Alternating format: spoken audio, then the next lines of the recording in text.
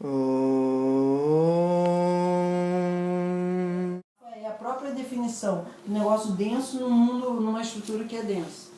Os pitas, eles têm uma tendência mais a ir para um estado rajásico do que para um estado tamásico.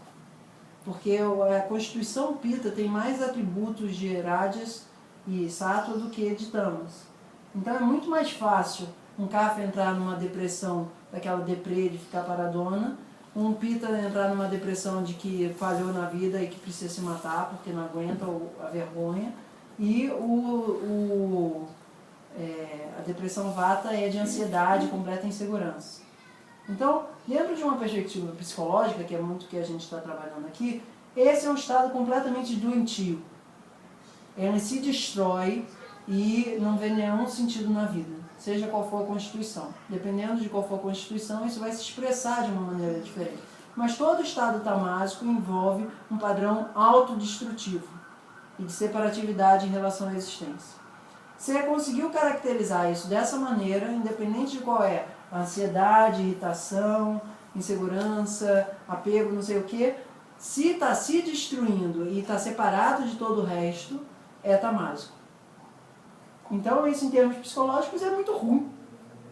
Você vive mal pra cacete no estado tamásico. Tudo não tem sentido e tudo é opressivo, tudo é separado, tudo é chato, tudo é quero morrer. No estado rajásico, já tem um pouco mais de consciência. A consciência já se tornou um pouco mais ativa e meio que nos trambolhões, está turvo.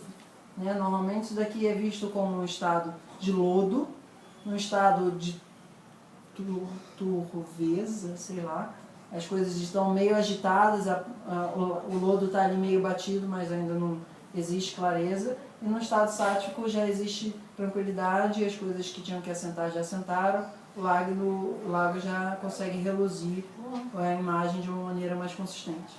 Então, no estado rajásico, os vatas vão estar principalmente com uma noção de que existe um bem maior, mas ele não se enquadra dentro desse bem maior e normalmente ele se destrói nesse processo. É o idealizador que se matou pela pátria. Assim, todas essas coisas assim, que eu vou salvar o mundo e no meio do caminho eu me destruo, normalmente é um vata no estado rajásico. O pita no estado rajásico, ele não destrói os outros.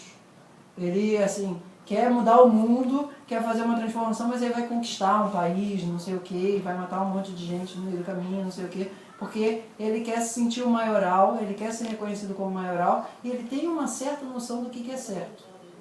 Só que o certo é o certo dele, é o certo para ele, porque o certo para ele é o certo para as outras pessoas.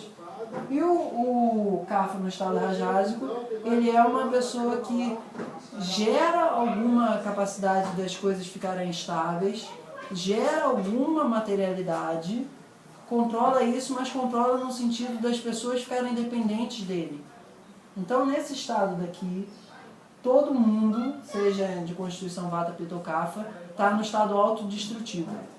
Aqui está num estado minimamente construtivo e no longo prazo destrutivo. Aqui as coisas estão num padrão mais construtivo, ou seja, o vata aqui ele se cuida, porque ele sabe que para ele cuidar dos outros ele não precisa se cuidar. O pita daqui, ele entende que o certo dele não necessariamente é o certo de todo mundo, a gente precisa conversar. E o kapha aqui, ele percebe que ele precisa ser um pouco mais ativo do que a Constituição deixa ele parado, porque se ele não se movimentar, ele não vai conseguir fazer com que a saúde dele tenha fisiologia para ele esbanjar a quantidade de carinho que precisa para todo mundo. Tá? Então, assim, independente do qual é a estrutura que está montada, nosso objetivo é que essas características que se manifestam aí, nossa epigenética védica, é uma epipsicologia. A gente aqui não vai estar olhando tanto quais são os padrões da pessoa.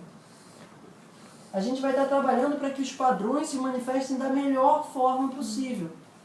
A gente não vai estar tanto naquele quadro dos canaizinhos, tendo que ver, entender, analisar por que a pessoa tem aqueles canais, por que ela não tem. Todo esse quadro daqui, que é um quadro bem interessante, quando a gente está conversando, parece ser super legal, ele é secundário. Ele é secundário porque o nosso foco principal é fazer com que, metodologicamente, consistentemente, os canais que são mais podres possam ir perdendo a nutrição deles e os canais que são mais brilhantes e harmoniosos possam ter. Shanti.